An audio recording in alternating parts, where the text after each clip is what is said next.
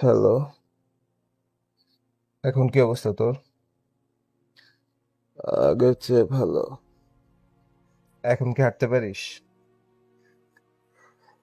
অল্প।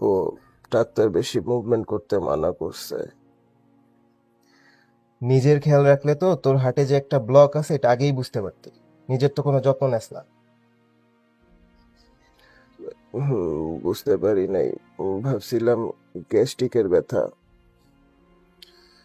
হঠাৎ যখন শুনছি তুই অনেক অসুস্থ হয়ে পড়ছিস, তোর জ্ঞান নাই, পালস পাওয়া যাইতেছে না, তোকে লাইফ সাপোর্টে রাখা হয়েছে, তখন যে মানসিকভাবে কতটা ভেঙে পড়ছিলাম এটা তোর এখন বুঝাইতে পারবো না।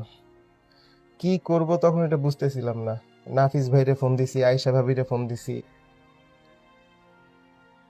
হ্যাঁ, ভাইয়া আয়েশা আমাকে বলছে তোর ফোন করার কথা।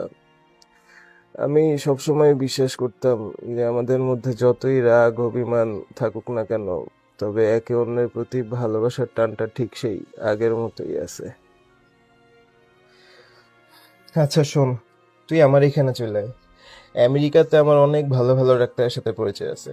কোনো কিছু নিয়ে তোর ভাবতে হবে না, সব ব্যবস্থা আমি করতেছি, তুই শুধু চলে আয়।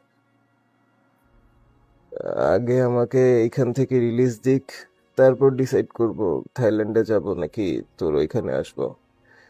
আসলে তোদের এই ভালোবাসা আর মানুষের দোয়ার জন্যই আমি মৃত্যুর মুখ থেকে এবার ফিরে আসতেছি। তোদেরকে অনেক ধন্যবাদ রে। কিসের ধন্যবাদ? বেস্ট ফ্রেন্ড হিসেবে তো তেমন কিছুই করতে পারলাম না, তোকে দেখতে আসতেও পারলাম না। যাই হোক, তোর শরীর এখনো ভালো না, অনেক কথা বলে ফেলছিস। আজকে তাইলে রাখতেছি। আর শোন, কোনো কিছু প্রয়োজন হলে আমাকে জানাইস। ভাবিস না যে আমি দেশে নাই বলে তোর জন্য কিছু করতে পারবো না। তোর বন্ধুর এখনো সেই ক্ষমতা আছে যে দেশে না থাকলেও তোর জন্য যে কোনো কিছু সে করতে পারে। ভালো থাকিস। হসপিটাল থেকে রিলিজ হলে আমাকে ফোন দিস। আল্লাহ হাফেজ। আচ্ছা, তুইও ভালো